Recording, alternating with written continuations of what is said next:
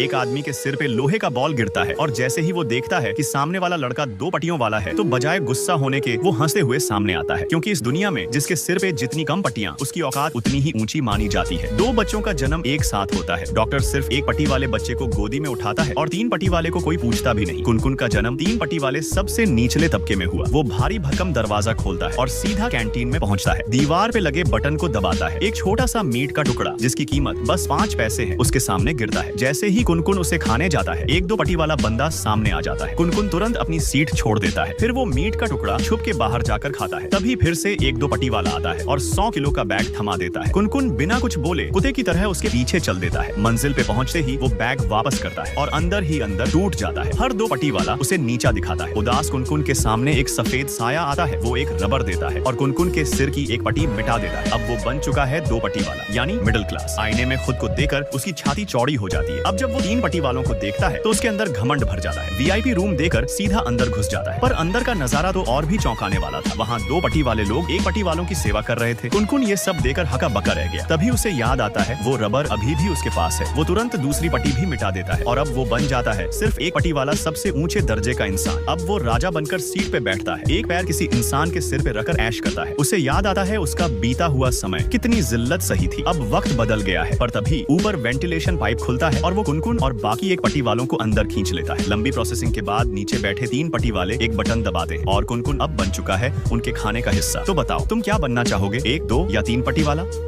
ऐसे ही और वीडियो देखने के लिए हमारे चैनल को सब्सक्राइब करना न भूलें। धन्यवाद।